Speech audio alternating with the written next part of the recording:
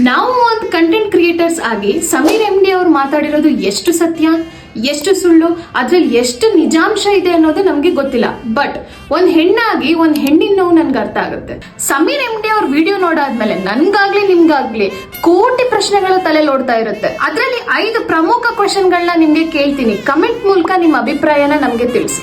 ಮೊದಲನೇದು, Sameer M D ಅವ್ರು ಹೇಳಿರೋ ಪ್ರಕಾರ ಅವ್ರ ಚಿಕ್ಕಪ್ಪನ ಮಗನ ಕೈವಾಡ ಇದೆ ಅಂತ ಅಂದ್ರೆ ಮೀಡಿಯಾದವರು ದರ್ಶನ್ ಕೇಸ್ ನ ಕ್ವೆಶನ್ ಮಾಡೋ ತರ ಈ ಕೇಸ್ ನ ಯಾಕೆ ಕ್ವೆಶನ್ ಮಾಡ್ತಿಲ್ಲ? ಏನ್ರಿ ಮೀಡಿಯಾ ಅಂತಾನೆ ನೀವು ಟ್ರಿಗರ್ ಆಗಿ ಕ್ವೆಶನ್ ಮಾಡೋದಾ? ಸಾಮಾನ್ಯ ಮನುಷ್ಯರಿಗೆ ನೀವು ನ್ಯಾಯ ಕೊಡ್ಸಲ್ವಾ? ಎರಡನೇದು, ಒಂದ್ ಹೆಣ್ಣಿಗೆ ನ್ಯಾಯ ಕೊಡ್ಸಕ್ಕೆ ಇನ್ನು ಎಷ್ಟು ವರ್ಷ ಬೇಕು?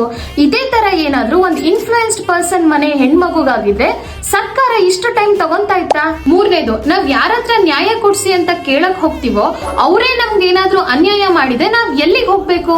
ನಾಲ್ಕನೇದು, ಒಂದ್ ಹೆಣ್ಣಿಗೆ ನ್ಯಾಯ ಕೊಡ್ಸ್ಬೇಕು ಅಂತ ಹೋರಾಡೋರ್ಗೆ ಜಾತಿ ಅವಶ್ಯಕತೆ ಇದೆಯಾ? Last but not least, Dharmasthala ದೇವಸ್ಥಾನ ನಾವು ನಂಬಿರೋ ಪ್ರಕಾರ ಹಿಂದೂ ಟೆಂಪಲ್ ಅಥವಾ ಗೌಡ್ರು ಹೇಳಿರೋ ಪ್ರಕಾರ ಜೈನ್ ಟೆಂಪಲ್.